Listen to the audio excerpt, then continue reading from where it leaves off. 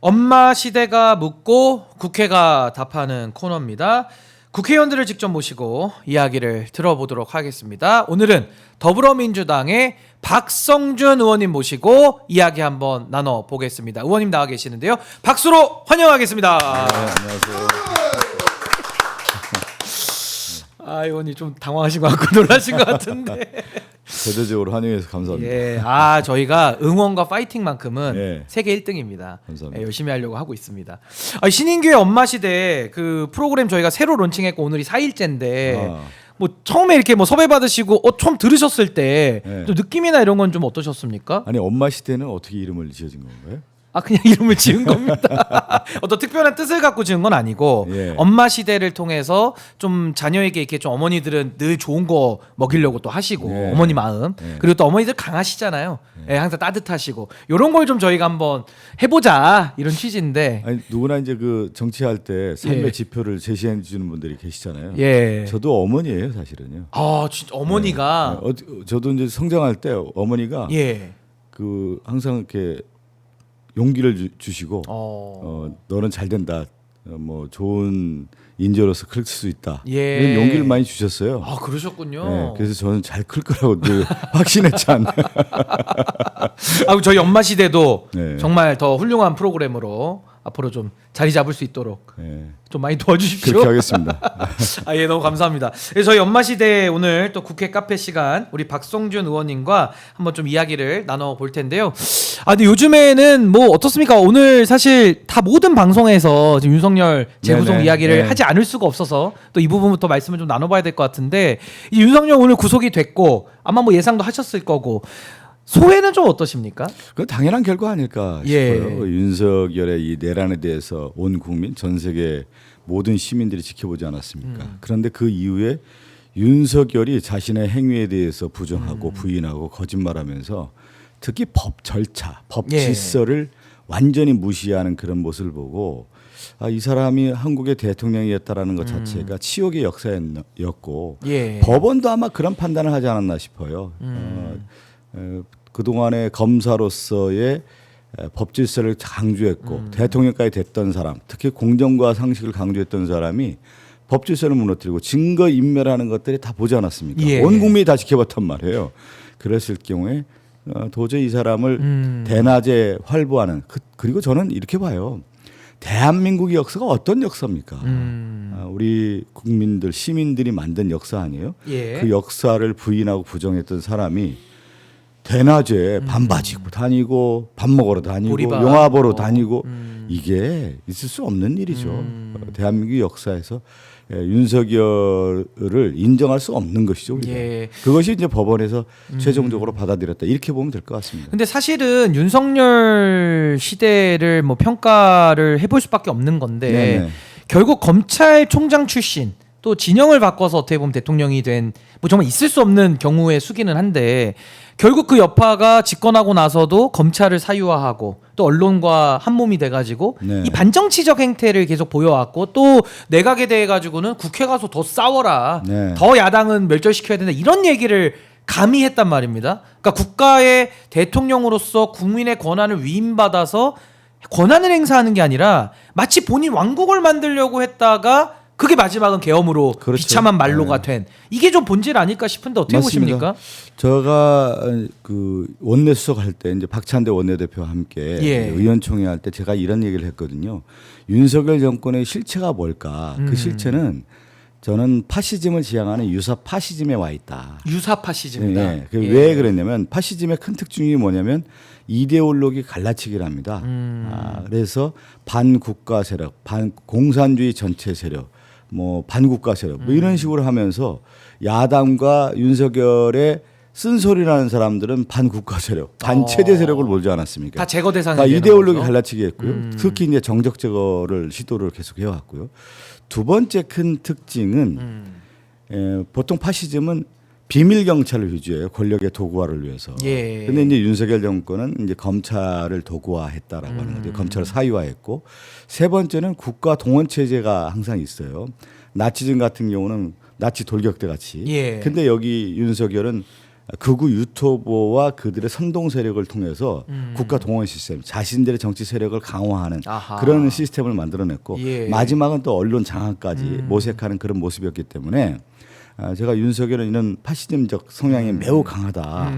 근데 결국은 뭐였냐면 윤석열이 영구집권, 예. 김건희와 함께한 대한민국을 만들기 위해서 자신들의 세력을 강화하는 집권을 영구하고자 하는 것이 바로 12.3 내란이었죠. 예. 그렇게 봐야 되겠죠. 그러니까 어느 날 갑자기 윤석열이 뭐 내란을 한 게 아니고 지금 검찰 수사 특검에서 나오고 있단 말이죠. 예. 그것이 체계적으로 오랫동안 준비되어 왔다는 것이 드러나는 걸 보면 그것은 결국 자신들만의 예. 왕국을 만들기 위해서 해왔다. 아하. 이렇게 보면 되겠죠. 그러니까 어떻게 보면 하나의 뭐 명태균 게이트나 뭐 어떤 그 개개의 사건은 예, 뭐 예. 트리거 정도는 되겠지만 그렇죠. 이쭉 철학적으로는 그 유사 파시즘을 예. 지향했던 이 전제군주가 되고 싶었던 윤석열 유사 그대로 드러났다고 파시즘에서 봐야 되겠죠? 12.3 비상계엄과 내란을 통해서 완전한 자신들의 파시즘 예. 체제를 만들려고 했던 것이 바로 12.3 내란이다 이렇게 보면 되는 거죠. 아니 그래서 저도 이제 윤석열 정권이 처음 시작할 때 제가 이렇게 규정했거든요. 네. 검찰 세력 더하기 MB 세력.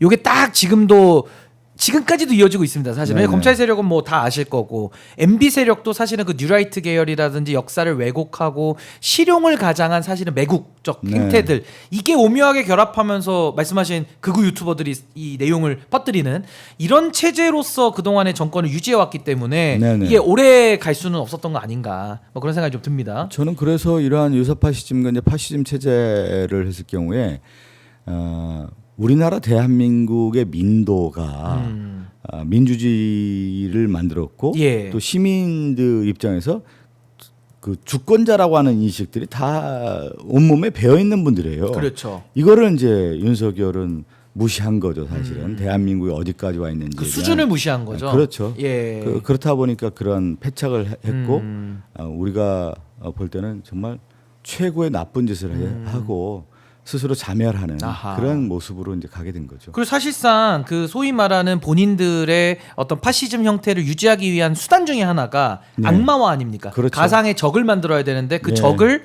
사실상 야당 그렇죠. 이재명 대표에게 그걸 뒤집어 씌워서 결국에는 본인들의 권력을 유지하려고 했던 이게 지금 다 드러나고 있는 거 아니겠습니까? 근데 이데올로기 갈라치기라는 표현을 했잖아요. 예. 이데올로기 갈라치기의 궁극적 목적은 뭐냐면 자신들의 가장 위협적인 정치 세력을 제거시키는 거예요. 정적 그게 제거. 정적 제거가 가장 기본적 목표가 되는 건데 예. 그게 이재명 대통령 그러니까 이재명 당시 대표죠. 대표를 예. 악마화하고 그들의 세력이 반국가 세력이고 반체제 세력이고 어허. 공산 전체주의 세력이라고 하는 동일시하는 전략으로 갖고 그 대표적인 인물이 이재명이라고 하는 것들을 만들어서 자신들의 세력은 또 강화하고 예. 상대 세력은 약화하고 정적 제거하고 결국 그래서 자신들의 영구 집권을 모색하는 것이 목표였던 것이죠. 예. 그게 아마 그 리박스쿨과 관련된 것도 좀 연관성은 있을 것 같은데. 그렇죠. 예. 그거 들어가기 전에 제가 요거 한 번만 또 여쭤볼게요. 네네. 이게 탄핵을 지금 우리가 2번을 겪었는데 뭐 오늘은 윤석열 씨 구속이 됐으니까 아마 이제 진단을 해도 될 것 같은 게 박근혜 전 대통령 탄핵 때는 사실상 촛불혁명이라는 게 있었고 국민들 많이 고생하셨거든요. 네네. 근데 그때 바꾼 나라가 사실 그렇게 국민들이 만족할 만큼은 아니었던 것 같아요. 근데 그게 결국에는 검찰 권력이라고 하는 그때 당시 윤석열 수사팀장 특검, 박영수 특검 그리고 레거시 언론 이 두 축에다가 빚을 진 상태에서 얻어낸 탄핵이었기 때문에 뭔가 이렇게 그 다음에 개혁 과제나 이런 것들이 잘 진행이도 안 됐던 면이 있지 않는가. 근데 이번에는 사실 야당을 탄압하고 했기 때문에 레거시 언론도 나서주지 않았고 또 특히나 검찰 권력은 장악돼 있는 상태였기 때문에 모든 수사를 덮어왔지 않습니까? 근데 특검도 또 국민의힘이 맡고 있었고 이런 상황에서 사실은 빛의 혁명이라고 하는 응원봉 국민들이 해낸 네. 너무 힘들었지만 그랬기 때문에 오히려 이재명 정부는 더 빚이 없고 언론과 레거시 언론과 그 검찰의 빚이 없는 이런 면에서 더 개혁을 잘 이뤄낼 수 있을 것 같다라는 그런 기대감도 좀 깔려 있는 것 같은데 의원님은 이 두 탄핵의 좀 차별점에 대해서는 어떻게 생각하십니까?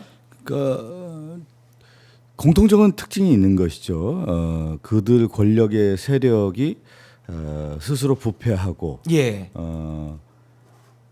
이너서클에 의존한 권력 체제를 유지하고 국민에게 다가가지 않는 정권이었다라고 하는 부분은 같은 건데 그러면 촛불혁명과 빛의 혁명의 차이는 뭐냐. 예. 시민의식도 더 강화된 것이죠. 그렇죠. 사실은. 그렇게 예. 하고 나서 또 하나는 이들의 세력의 정체성이 누구냐. 그들이 유지하고자 하는 권력 기반이 무엇이었느냐. 그리고 목표가 뭐였느냐라는 것을 2017년의 문재인 정권과 2025년의 이재명 정권은 좀 다른 차이가 분명히 있는 것이죠. 예. 그러니까 문재인 정권은 촛불혁명을 통해서 집권을 하고 예. 그 이후에 이제 정치적인 이제 기반을 다지면서 가장 중요한 시대 정신에 대한 실현이라고 하는 부분이 있었는데 그게 이제 그 당시에도 검찰 개혁이라고 하는 부분이 맞습니다. 있었습니다. 예. 근데 그 검찰 개혁을 놓친 거죠. 왜 그러냐면 이제 윤석열 정권이라고 하는 윤석열 특검이 예. 들어오고 그 특검 세력이 그 누구죠? 이제 박근혜 세력을 비롯한 탄핵 세력들이 예. 잘못됐다라고 하는 것을 이제 바로잡는 데 있어서의 그 검찰이 상당한 역할을 하면서 오히려 이제 검찰 정권에게 기대는 검찰에게 기대는 그런 모습으로 가면서 그러니까 이제 빚을 졌다는 거죠. 예, 그렇죠. 예. 그것이 가장 큰 어려움을 자초하는 예. 그런 모습이었다고 하면은 이번에 이재명 정권은 본질을 다 알고 있다라는 것이죠. 그것이 이제 가장 큰 차이다. 차이라고 예. 볼 수가 있겠고 또 하나는 이 박근혜 탄핵 당시에는 그 당시 이 한나라당이었나요? 당시에 새누리당이 자유한국당으로 이름을 바꿨죠. 새누리당이 박근혜 탄핵에 일정 같이 함께하는 모습이었다고 하면 이번에는 국민의힘이 탄핵을 반대하고 내란을 옹호하는 세력으로 탈바꿈했다라고 그렇죠. 하는 것이 크고 네. 거기에 이제 뒷받침한 레거시 미디어들이라든가 윤석열 정권을 기반으로 했던 언론들까지도 동조하는 모습이었기 때문에 이것은 확실하게 내란 세력의 옹호 세력이 다 드러나는 그런 모습이었죠. 그러니까 박근혜 정권 당시에는 그 세력들이 다 드러나지 않는 모습이었다고 하면은 예. 이제는 이제 완전히 드러나는 모습이었고 그것이 그래서 어디로 가야 되느냐면 내란 종식 특별법으로 가야만 이 내란을 완전히 종식할 수가 있는 것이죠. 그러니까 방향성이 더 분명해진 것 같아요. 분명해지고 예. 그들의 실체의 세력이 예. 드러났느냐 드러나지 않았냐에 대한 부분이 가장 큰 문제고 예. 이 세력에 대해서 엄단할 수 있는 정권이었느냐 아니냐를 볼 때 이 두 가지의 본질적으로 큰 예. 차이가 있다 이렇게 볼 수 있습니다. 그 매우 중요한 부분을 네. 전 짚어주셨다고 보는 네. 게 사실 문재인 정권 때도 정권 초기에 수사 안 할 수가 없지 않습니까? 네. 왜냐하면 박근혜 정권의 부정부패 당시도 최순실의 국정농단을 밝혀야 됐기 때문에 뭐 인사 개입 예, 이런 예. 거 다 밝혀냈었어야 되지 않습니까? 예, 예. 그걸 박영수 특검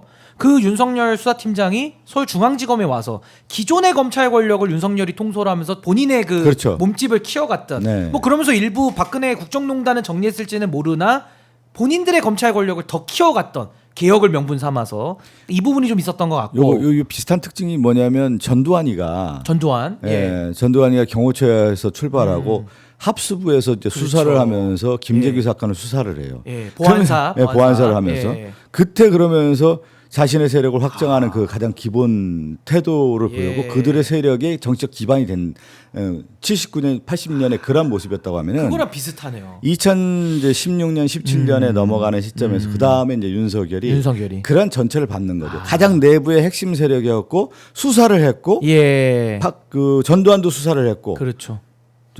윤석열도 수사를 하면서 권력 내부의 핵심으로 들어가는 그러한 모습을 가지고 있었죠. 그래서 저는 이제 윤석열이 가끔 전두환 얘기를 많이 하지 않았습니까? 되게 닮고 싶어 했다 그러잖아요. 뭐 그런 예. 모습 볼 때는 유사성이 가장 큰 특징이죠. 그러니까 맥락적으로는 좀 유사성이 좀 분명히 있는 것 같고 근데 이재명 대통령은 집권하자마자 당연히 윤석열의 이 어떻게 보면 내란을 정리해야 되니까 네. 박근혜 사안보다는 한 1000배 더 어려운 사건을 정리해야 되는데 기존 검찰을 쓰는 게 아니라 특검 그것도 네. 3특검을 통해서 국회의 지지를 받으면서 정리해 나간다는 것은 조금 많은 큰 그런 좀 배경적 차이가 분명히 좀 있는 거는 같습니다. 네, 그래서 저희가 이거를 이제 박찬대 원내대표하고 저 예. 원내 지도부가 당시에 특검법을 그래서 그렇게 통과를 시키려고 했고요. 또 야당 추천 특검이었죠 당시에는. 그다음에 이것을 내란을 근절시키기 위해서는 검찰에서 출발한 윤석열 정권에 대해서는 예. 검찰 수사가 진행되지 않았다는 걸 우리가 분명히 봤지 않습니까? 그렇죠. 이건 이제 특검을 통해서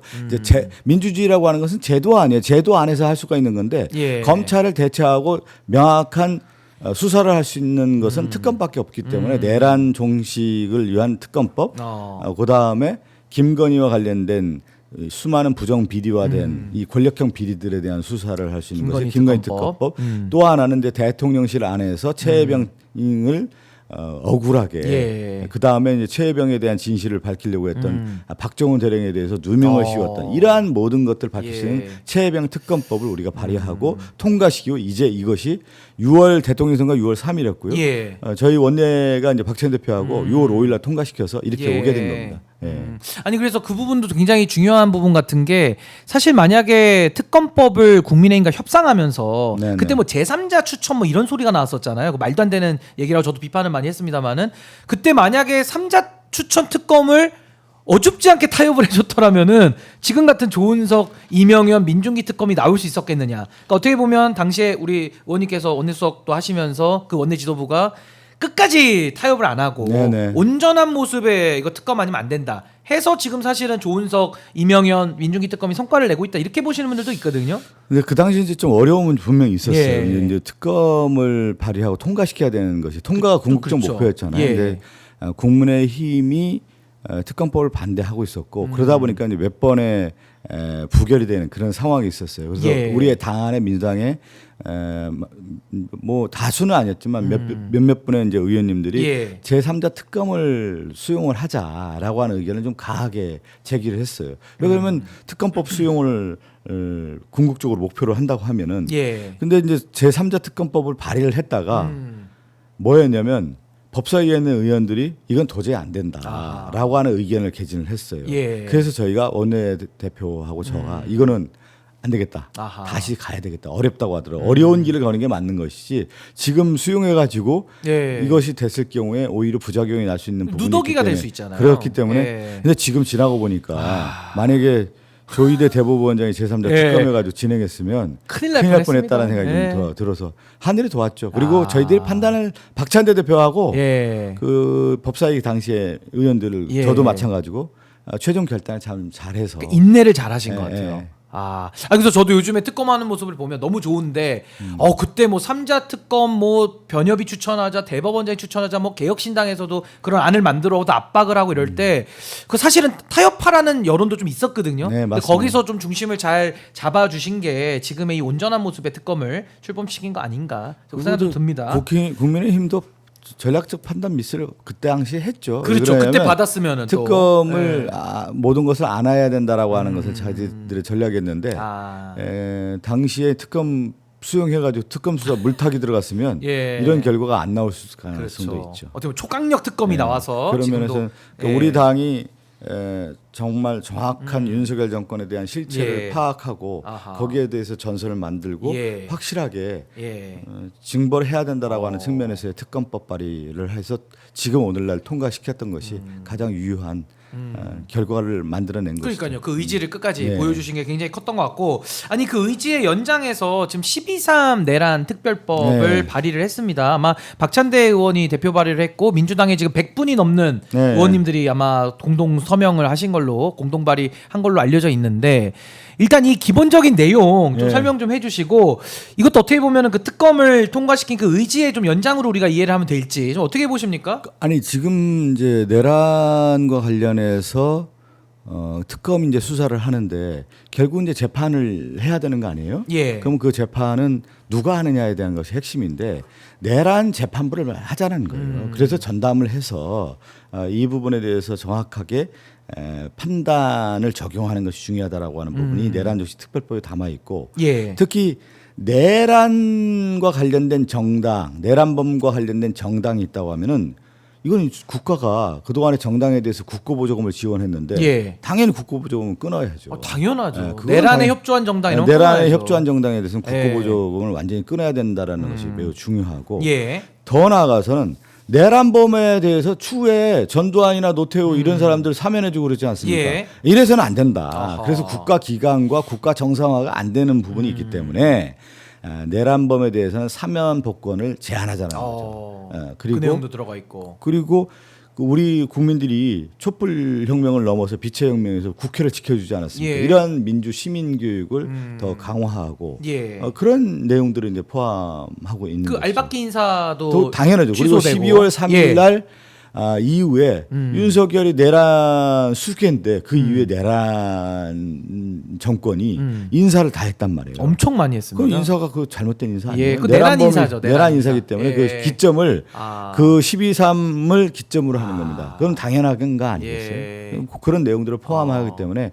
이 법이 바로 내란 종식 특별법이다 이렇게 보면 되겠습니다. 내란 종식을 위한 이거 특별법. 이것은 어떤 연장선상에 있냐면 박찬대 당시 대표가 특검법 발의하고 예. 이것을 수사 종결한 상태에서의 내란 종식을 위해서는 특별법이 필요하다라고 예. 하는 측면에서 저희가 준비를 해왔고요. 어허. 특검이 진행되면서 이번에 예. 박찬대 의원이 이 내란 종식 특별법을 발의했고 우리 당의 많은 의원들이 115명 정도 예. 했습니다. 공감대도 굉장히 많이 지금 있는 상황이고. 저는 대체적으로 다 하고 있다고 예, 봅니다. 아니 이게 뭐 위헌이라는 걱정을 하시는 분도 계시는데 선례가 있죠. 5.18 특별법에 당시에도 군사 반란을 정리하기 위해서 특별법이 필요했고 5.18 특별법을 통해서 극복을 해냈고 네. 헌법재판소에서 합헌 결정 내렸거든요. 그럼요. 그러니까 비상한 상황에는 비상 조치가 필요한 거기 때문에 지금은 사실 전두환 노태우 당시 그 정리할 YS 시절보다 지금은 더 급박하고 더 심각한 상황 아니겠습니까? 우리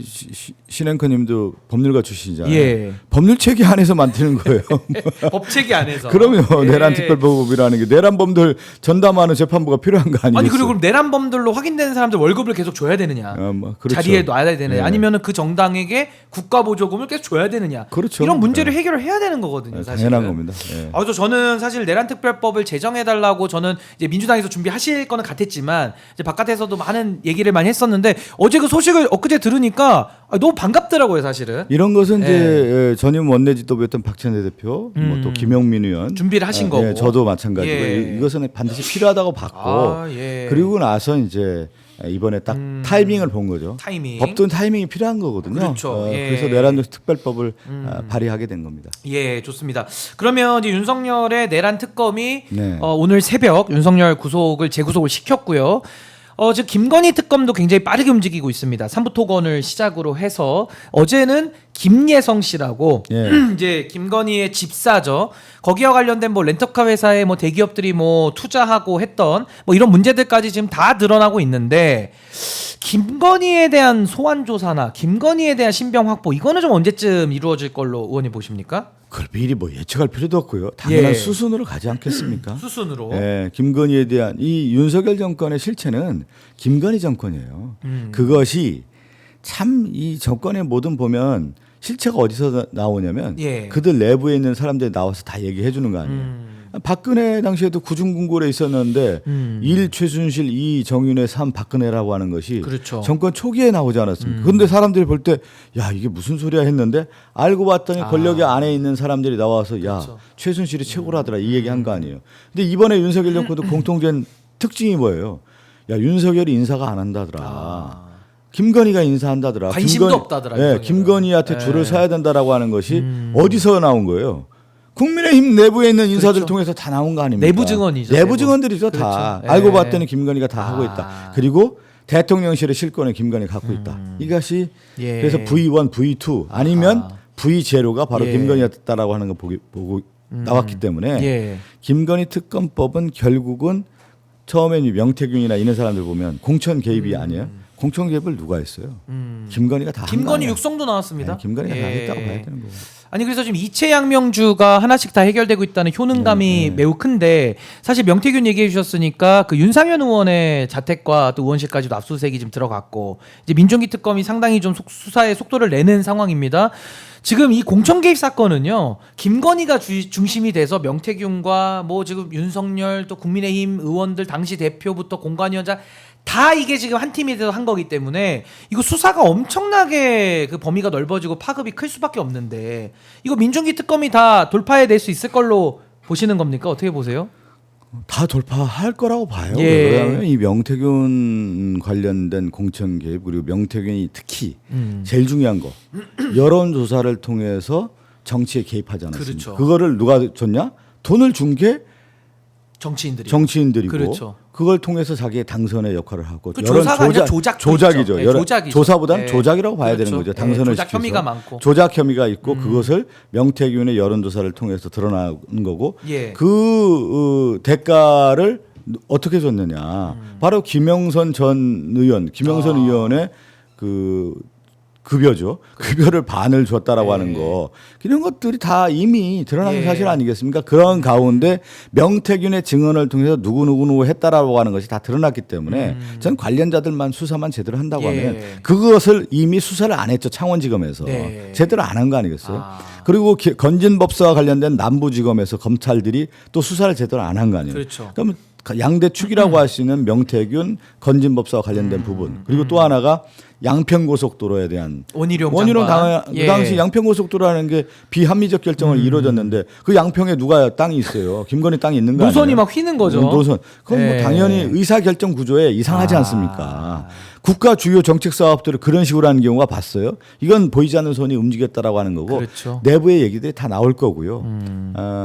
그다음에 삼부 토건도 그렇고, 내지는 주가 조작 도이치 덮인 것도 그렇고. 도이치는 이미 뭐 다 나온 거 아니에요? 덮었으니까 다 또 덮었잖아요. 이후에. 네. 그리고 그 이종호 그 관련해 가지고 구명 로비 있지 않습니까? 또 그 임성근 구명 로비도 있고 할 게 지금 너무 많은 겁니다, 사실은. 그리고 명태균 관련해서는 주가 조작 세력들이 쓰는 용어 중에 하나가 펄, 쉘 이런 용어를 많이 쓰거든요. 쉘. 펄. 이게 펄이 진주인데 야 이거 제대로 만들면 주가 조작에서 진주가 된다. 그 중에서도 뭐냐면 블랙펄이 주가 조작에 가장 좋은 최고라는 거예요. 그래서 블랙펄이라는 게 그런 용어를 쓰는 거예요 원래. 쓰다가 회사로도 만들고. 아니 회사로 만드는 게 아니라 주가 조작을 제대로 하겠다라고 하는 회사를 만든 거죠. 그러니까 그들이 내용을 블랙펄이군요. 보면 블랙펄이에요 그게. 의미가 남다릅니다. 남다른 의미죠 그게. 그래서 거기는 이종호 제대로 수사하고 뭐 저는 이미 도이치는 다 드러난 거 아니겠어요? 드러났죠. 덮었으니까. 삼부토건 주가 조작도 저는 다 드러난다고 보고요. 그렇죠. 원희룡부터 다 수사를 할 거니까요. 아니 그래서 명태균 이슈도 대납, 조작, 대가 이 세 가지를 가지고 지금도 많은 증거들이 현출됐고 이제는 뭐 언론 보도를 따라가면 관련자들 조사하면 다 진실은 밝혀질 걸로 이렇게 보면 되겠습니다. 자, 그러면 이제 앞으로 또 여러 일들 특검 관련된 사람들은 저희가 더 정리를 따라가면서 하도록 하고 이 리박스쿨 이야기를 좀 해보겠습니다. 이게 이제 사이버 내란으로도 우리가 인식을 좀 해야 될 것이고 결국에는 리박스쿨이라는 단체를 만들어서 여론을 또 조작하기도 하고 또 국가 정책과 연결돼서 어떤 선생님들을 교육해서 어떤 그런 이승만, 박정희 관련된 편향된 사상을 또 가르치기도 하고 이거 문제가 너무너무 심각한데 의원님께서 지금까지 파악하신 바는 좀 어떻습니까 내용들이? 그 당시 이제 리박스쿨 드러났을 때 제가 대선 때 제가 의원들과 함께 리박스쿨 현장을 가요. 유튜브들 모시고 언론 다 모시고 가서 현장에 직접 가셨어요? 현장에 제가 직접 갔죠. 그 현장 가서 제가 기자회견도 하고 그랬는데 이건 심각한 문제예요. 뭐냐면 친일 역사관, 대한민국 역사를 왜곡하는 거죠. 예를 들면 독립운동했던 홍범도 장군을 무슨 뭐 공산주의라고 하면서 당시에 무슨 일제시대 때 독립운동을 했던 사람들이 뭐 친일이냐 아니냐를 가지고 하지 무슨 공산주의냐 아니냐를 가지고 판단하는 그러니까 시계 언론은 그렇습니다. 그러니까 그런 의미를 담아서 교육을 한다든가 또 하나는 군부 통치를 옹호한다든가 이런 역사 교육을 하는 스쿨이 리박 스쿨이었고 더 나아가서 이건 어떤 의미냐면 아까 얘기한 반국가 세력을 전선을 쳐서 자신들의 권력 기반을 만드는 이념적 교육 기관으로 만든 것이죠. 이게 이제 가장 크고 그것이 어디 연장까지 연결이 되냐면 늘검 교육을 통해서 역사 교육을 하고 방과 학교에서 역사를 가르치는 그런 교사 양성까지 프로그램을 만들었다라는 것이 그들의 이제 세력이 있는 거고 그 뒤에 누가 있냐면 극우 세력들이 포진하고 있다라고 하는 부분이 이제 가장 큰 문제입니다. 그러니까 어떻게 보면은 이들의 행태는 이제 더 드러날 건데 뭐 굉장히 심각합니다. 뭐 온라인에서도 여론 조작도 하니까요. 그리고 또 더 큰 게 뭐냐면 자선군이라고 자유 손가락 군대라고 해서 자손군? 자유 손가락 군대예요 이게. 그래서 그 인터넷 댓글 조작을 하는 거죠. 이런 것들 이제 조사를 지금 이제 수사가 진행될 겁니다. 그렇죠. 근데 댓글 수사가 진행되는 과정에서 이거는 국민들에게 이 손효숙이라는 사람의 일박스쿨 대표가 그 대표? 왜 이런 일을 해왔고 그러면 그 뒤에 누가 있는지에 대해서 청문회를 통해서 알려줘야 되고 예. 그들의 세력이 예. 학교까지 들어갔다라고 하는 너무 것은 매우 심각한데요. 심각한 문제고 우리 아이들까지도 건드는 게 거기에 이제 교육부가 예. 이거를 제대로 감찰을 했는지 예. 또 교육기관에 대한 이 허가를 어떻게 해줬는지 이런 것들 다 청문회 통해서 또 얘기가 그럼 나와요. 이거 이조 장관도 다 물어봐야 되는 거 아닙니까? 이조 장관 아마 안 나올 가능성이 크죠. 보니까 오늘. 근데 예. 수사가 또 시작되면 뭐 피할 수사가 길은 지나면 피할 없고요. 길 없는 거고요. 아니 그럼 의원님 이게 궁금한 게 누가 그럼 돈을 댔느냐? 아니 자금이 있으니까 뭘 했을 거 아니겠습니까? 네네. 그게 제일 하나 밝혀져야 될 것 같고 그럼 그 사람은 또 그 자금을 국가 돈이냐? 아니면 또 어떻게 따로 조달했냐? 이것도 한번 봐야 될 것 같고. 근데 이들의 특징 중에 하나가 큰 이제 이 김건희 정권, 윤석열 정권의 예. 특징 중에 하나가 이런 연합회를 만듭니다. 쉽게 얘기하면. 그러면 국가 사업들이 있잖아요. 그렇죠. 국가 사업들. 공모 사업들 예, 예. 이걸 들어가서 그게 바로 이제 늘범 교육이라든가 이런 어. 것들을 대행해주면서 이제 그 경제적인 흐름에 선순환 구조를 만드는 그러니까 특징이 이제 생태계를 짜는 거네요. 생태계를 짜는 국가 돈을 것이죠. 가지고 그렇죠. 자기들이. 예, 예. 아, 그리고 또 하나 궁금한 게 그리고 이게 제가 하나 지금 네. 약간 사이드인데 네. 김건희가 관심 있던 사업 중에 하나가 뭐냐면 마음 건강 사업이라는 네. 게 있는데 그것이 이제 보건복지부라든가 전체적으로 보면 예산 편성을 엄청 많이 그 하거든요. 예산이 많이 잡혔더라고요. 많이 잡혔어요. 그것은 네. 뭐냐면 이제 김건희 반개 세력에 대한 그것이 아니겠느냐라고 하는 것이 지난 국정감사에서 계속 예. 나왔기 때문에 이 부분도 아마 이제 드러나야 되겠죠. 아니 그러니까 저는 이제 궁금한 게 그럼 리박스쿨이 예. 조정훈 국민의힘 의원과의 어떤 연계성도 이미 보도가 됐어요. 네네. 어떤 뭐 국회 와서 기자회견 기자회견한데 도와주고 열어줬죠. 뭐 이런 것도 네. 있었고요. 아니 리박스쿨이 또 이승만 박정희 얘기하니까 또 정광훈 세력하고 또 연계가 있는 건지 내지는 국가 정책을 활용했다라고 하면 의사결정권자였던 윤석열 김건희가 또 생각이 안 날 수가 없거든요. 네. 아니면 다 공통돼 있든지. 네네. 이거 어떻게 일단 실체를 지금까지 저는 파악하십니까? 아니 이제 이렇게 되는 것이죠. 이제 크게 보면은 예. 지금 얘기한 자금의 흐름이라든가 그들의 이제 세력들이 어떻게 이제 이 경제적인 생태계 구조를 네. 만들었느냐에 대한 그거 거기에서 불법적인 내용이 있다라고. 그러니까 대중 선동을 하고 댓글 조작을 하는 것은 엄연하게 그 불법 아닙니까? 특히 그렇죠. 댓글 조작. 여론 이러한 조작. 댓글 조작하는 데 있어서 어떻게 했는지에 대한 수사가 진행되는 반면에 그렇죠. 저희가 이제 청문회에서 밝혀야 될 것 중에 하나는 뭐냐면 이러한 리박스쿨이 어떻게 이런 연합회를 구성하고 교육부 인가를 받고 예. 서울 교대와 연결되고 이러한 체계들이 이루어졌는지에 대해서 그 당사자라고 할 수 있는 손현숙 대표를 불러서 아하. 왜 이런 일들이 이루어졌는지를 국민들에게 알려줘야 되는 예. 것이죠. 그것이 이제 뭐냐면 수사가 진행되는 것은 우리가 수사를 할 수는 없는 수사기관은 거 아니니까요. 내용들에 대한 전체적인 얼개가 어떻게 됐는지를 알아보는 것이죠. 큰 그림. 그렇다고 하면 거기에서 아. 다시 이제 경찰 수사가 필요하다거나 이런 그렇다고 하면은 국회 차원에서 교육부를 감사한다든가 그렇죠. 아니면 이런 것이 어떻게 됐는지 감사 요청을 한다든가 예. 거기에 결과들이 나와서 그 후에 수행을 할 수가 있는 것이죠. 그 다음에 이제 수사가 들어가는 예, 이런 그런 과정. 과정들이 있을 수가 있는 것이죠. 그러니까 이게 결국에는 국민의힘도 좀 일부 연관성이 좀 의심이 많이 되고. 그거는 리박스쿨에 분명히 이제 그 조정훈 의원이 나오니까요. 조정훈 지금. 의원도 있겠지만 이제 김문수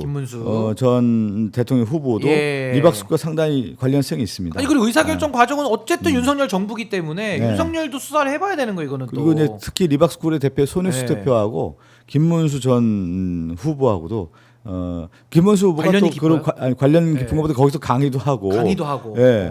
뭐 사진 찍은 것들이 워낙 많기 때문에 그래요? 이거는 약간 리박스쿨이 교육기관을 넘어서 어떤 정치 활동, 세력화뿐만 네, 아니라 정치 세력화 그렇죠. 그런 기지. 예, 예. 아. 전진 기지 역할을 했다라고 좀 볼 수가 있는 것이죠. 예. 근데 이제 거기에 어떤 자금과 어떤 사람들이 활동해서 어떤 불법들을 조직적으로 공모했느냐. 네. 여기까지는 수사로 밝혀야 되는 그거는 거고. 수사로 밝혀야 되는 거죠. 근데 이거는요 네네. 밝혀지면 진짜 나라가 뒤집어질 일입니다. 이게 사이버 내란이라는 게 아니 네. 보이는 내란은 그래도 탱크나 헬기가 눈에라도 보이는데 이거는 이 사이버 내란은 보이지도 않거든요. 이게 어떤 거였냐면 예. 윤석열 정권의 잘못된 행태에 대해서 언론이라든가 이런 거 나오면 이 자유 손가락 군대 이 자손군? 자손군들이 예. 거기 가서 댓글 달고 야. 또 윤석열을 옹호하고 특히 예. 내란을 옹호하는 데 있어서 역할들을 많이 했다는 것은 그들이 왜 이런 행동을 했을까라고 하는 예. 것은 분명히 뒷배가 있을 가능성이 크고 뒷배가 거기에는 좀 말씀하신 것처럼 경제적인 흐름이 있을 가능성이 예. 크기 때문에 거기까지 나와야 되겠죠. 가야 된다. 네. 누가 돈을 댔고 국가 예. 돈이 들어갔으면 어떻게 들어갔는지 예, 예. 요거를 파헤쳐야 된다. 하여튼 이 리박스쿨 청문회 이제 우리 박성준 의원님이 애쓰고 계시고 너무너무 중요합니다. 그리고 오늘 또 청문회 또 있고 이제 큰 그림 아까 네. 그리신다고 했으니까 많은 관심을 부탁을 드리겠고 마지막으로 이제 민주당 이야기 좀 잠깐 네, 해보겠습니다. 민주당 이제 당대표 선거 이제 8월 2일로 잡혀져 있고 이제 후보 등록이 오늘 시작된다고 해요. 네네. 뭐 후보가 지금 두 분, 뭐 가나다 순으로 박찬대, 정청래, 네네. 또 정청래, 박찬대 이렇게 두 분으로 지금 양강 구도이긴 한데 뭐 새로운 후보가 뭐 더 나옵니까? 어떻습니까? 나오지는 않습니다. 두 분이 그냥 분만, 가시는 예, 거예요? 예, 예. 아 그러면 지금 현재까지는 당내의 어떤 분위기나 어떤 이런 경선을 앞두고 뭐 준비하면서 뭐 어떤 상황인지는 좀 소개를 해주신다면요. 뭐 먼저 이제 정청래 후보가 좀 그 출마 선언을 했고 예. 지난 대선 과정에서 이제 호남에서 숙식을 하면서 했기 때문에 대중적 인지도가 정청래 선배가 상당히 좀 앞선 면이 있었는데 인지도. 예. 예. 박찬대 의원이 이제 후보로 등장하면서 추격전을 좀 벌였고요. 그것이 예. 상당히 저는 접점에 와 있다 이렇게 좀 보고 있고 가장 이제 그 결정적인 힘은 어디에 있느냐 이 당대표 선거를 위해서 제일 중요한 게 이재명 대통령, 이재명 정부의 예. 성공을 위해서 어떤 후보가 당대표가 돼야 되느냐에 대해서 당원들이라든가 유권자들이 판단을 하고 예. 있는 것 같아요. 그러면 민주당은 야당에서 여당이 됐는데 그러면 여당의 당대표의 얼굴로서 누가 더 적합하냐에 대한 부분. 그 중에서도 하나가 뭐냐면 그 당대표는 개혁적인 부분, 지금 얘기한 것처럼 내란 종식을 내란 종식. 제대로 할 수 있느냐라고 예. 하는 부분을 이제 경쟁을 하는 것이겠죠. 그러면서 이제 검찰개혁, 언론개혁의 사법개혁까지도 있는데 저는 제일 과제는 내란 종식이라고 좀 볼 수가 있을 것 같아요. 예. 그 내란 종식을 완결 상태에서의 개혁 작업들을 추이하는 거기 때문에 이 작업이 제 우선순위에 있기 때문에 당원과 일반 시민들도 그렇고 유권자들, 대의원들의 판단 기준이 내란 종식을 제대로 할 수 있느냐. 그런 면에서 봤을 때는 박찬대 후보가 내란 종식 특별법을 발의를 하면서 이니셔티브를 좀 잡고 있는 모습 아니겠네요. 그 아젠다에서. 그 아젠다에서 예. 이렇게 잡고 있는 것이죠. 왜 그러냐면 검찰개혁, 언론개혁보다도 더 중요한 내란 종식이라고 하는 것이 중요하고 그것을 제도적으로 뒷받침할 수 있는 네. 것들을 먼저 했다라고 하는 부분에서는 좀 비교 우위에 있는 것이 아니냐 이렇게 예. 보는 거고 두 번째는 경제적인 부분에서의 당대표가 어떻게 역할을 하느냐 이거는 뭐냐면 이재명 정부의 성공과 맞물려 있는 거죠. 예. 경제와 실용과 성과와 혁신을 통해서 국민들의 삶의 질을 개선하는데 그 역할을 당대표도 해야 되는 거거든요. 그런 예. 면에서 누가 더 우위에 있느냐 비교 우위에 있느냐를 볼 때 그 부분도 저는 볼 때 박찬대 정청래 후보를 비교할 때 박찬대 후보가 좀 더 비교 위에 있는 것이 아니냐 이렇게 아하. 좀 저는 개인적으로 판단하고 개인적으로, 있고 예. 세 번째가 또 하나는 뭐냐면 1년 앞으로 다가온 지방선거에서 누가 더 당대표가 됐을 때 승리할 가능성이 크냐 승리 가능성. 가능성이 있냐 그거는 예. 뭐냐면 우리 지지자뿐만 아니라 중도 확장도 있고 지역적으로도 중도 수도권 청년층까지 아우를 예. 수 있는 당대표가 되고 그 힘을 어디에서 발휘할 수 있느냐를 볼 때 저는 이제 박찬대 정청래를 볼 때는 저는 이제 박찬대 후보가 그러한 우위에 좀 있지 않겠느냐라고 하는 측면에서 큰 맥락에서 볼 때 그래서 저는 그냥 박찬대 예. 후보를 지지합니다 개인적으로. 그러니까 이제 여당의 대표가 내년에 이제 지방선거를 치러내야 예, 되니까 예, 어떻게 예. 보면 이제 선거와 관련된 이야기도 좀 해주신 거고 예. 지금 말씀 주신 게 내란 종식, 경제 회복 이건 뭐 대한민국의 과제입니다. 네. 이재명 정부의 과제기도 하고 또 집권 여당 민주당의 공통 과제인데 결국에는 뭐 내란 종식, 경제 회복 이거는 구호도 중요하지만 결국에는 그 방법론 그렇죠. 그리고 그 리더십 예, 이 예. 두 가지가 이제 더 아마 중요한 판단 기준이 좀 되겠네요. 네. 누가 더 잘해낼 것이냐 예, 이 예. 부분. 그런 이제 뭐냐면 이제 제가 또 해요. 민주주의는 예. 제도화라고 할 수가 있는 건데 그 제도화의 기반을 누가 더 잘할 수 준비를 해왔고 해왔느냐예요. 아, 해왔냐? 그런 면에서는 아하. 박찬대 원내대표가 이러한 모든 제도적 예. 기반들을 다 만들어 왔죠. 제가 말씀드린 것처럼 예. 3대 특검법 다 만들어 왔고 그 3대 특검법의 방점이 또 어디에 있냐? 내란종식 특별법인 것이죠. 아. 그다음에 제가 얘기한 박찬대 원내대표 시절에 저도 마찬가지로 김용민 의원과 더불어서 검찰개혁 법안들 다 만들었고 그 다음에 이제 언론개혁과 관련된 법안들을 다 만들어 예.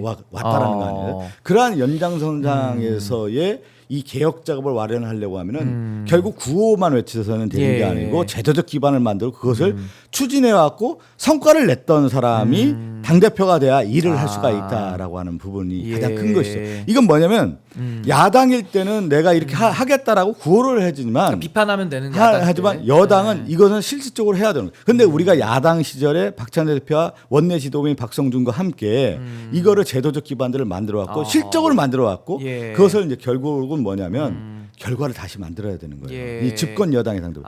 그런 측면에서는 저는 확실하게 업적을 만들고 실적을 만들었던 사람이 당대표가 돼야 된다 이렇게 보는 것이죠. 그러니까 어떻게 보면 야당과 여당의 지위가 바뀌었다는 건 굉장히 좀 본질적인 변화일 차이가 수 있는 있으니까 것이죠. 예. 그런 모두 전환에 어떤 분이 더 부합한지 네네. 그걸 이제 당원들이 평가하실 것이다 이런 이야기를 하셨고 박찬대 의원님은 전에 뭐 회계사 출신이신가요? 네, 회계사. 기업이나 이런 쪽에서는 좀 일을 좀 많이 해서 경제 그렇죠. 이런 쪽을 좀 많이 실물 경제를 아시겠죠. 회계사 하시면서 예. 금융감독원에서 일을 하셨고 또 하나는 자기 자신이 그 회계법무법인을 창업을 해서 또 성공한 모델이에요. 그러니까 경제 현장에서 아주 매우 높죠. 그렇군요. 그런 면에서 이제 경제 회복이라는 측면에서 실용주의, 혁신, 경제 회복 이런 면에서도 상당히 비교 우위에 있다 이렇게 또 보는 영향을 것이죠. 발휘할 수 있다 이렇게 말씀하시는 거고. 그리고 이제 하나는 정치는 저는 이제 이렇게 봐요. 개인 플레이가 있고 세트 플레이가 있고 팀워크 있는 거 아니겠습니까? 그런 면에서는 야당일 때는 개인 플레이가 해도 이제 상당히 두각을 나타낼 수가 있는 것이죠. 그런데 집권 여당의 당 대표는 개인 플레이보다는 팀워크를 만들어서 세트 플레이를 해서 실질적인 성과를 만들어내는 당 대표가 돼야 되는 것이죠. 그런 면에서도 저는 이제 박찬대 원내대표가 좀 비교 위에 있는 것이 아니냐 이렇게 보는 것이죠. 또 의원님도 같이 일을 해보셨으니까 아마 그 말씀하신 것 같고 뭐 조율과 조정 능력 이런 부분을 강조하신 걸로 정리를 하겠습니다. 자 오늘 신인규의 엄마 시대 국회 카페 시간 우리 더불어민주당의 박성준 의원님과 또 장시간 이야기 나눠봤는데 의원님 앞으로 더 자주 나와주시고 또 우리 또 시청자분들께 마무리 말씀으로 한번 듣고 마치겠습니다. 저는 이제 그 윤석열이 이제 구속이 됐고요. 특검이 이제 수사가 쭉 진행되면서 이 내란 정식과 관련된 이제 특검의 수사가 진행되고 그것을 이제 방점을 만들어내는 것이 내란 주식 특별법이고요. 더 나아가서는 저는 이재명 정부의 성공을 위해서 새로운 전환점에 있다. 당 지도 체제의 전환점이기 때문에 누가 더 정말로 당 대표가 돼서 이재명 정부의 성공 더 나아가서 대한민국의 발전에 이끌 수 있느냐에 대한 역사적 분기점이 있다고 봅니다. 그런 측면에서 우리 시청자분들께서 정치적인 이제 해안들을 다 갖고 계실 때 그런 판단 기준으로 보시면 좋겠습니다. 너무 감사드리고요. 지금까지 더불어민주당의 박성준 의원님과 함께했습니다. 박수로 보내드리겠습니다. 감사합니다. 감사합니다. 오늘 함께해 주신 여러분들께 진심으로 감사드립니다. 내일은 또 어떤 게스트 분들과 또 어떤 이슈로 함께 찾아올지 기대해 주시고요. 엄마처럼 따뜻한 뉴스와 엄마처럼 따뜻한 잔소리를 해주는 평론으로 내일 아침 6시에 또 찾아뵙겠습니다.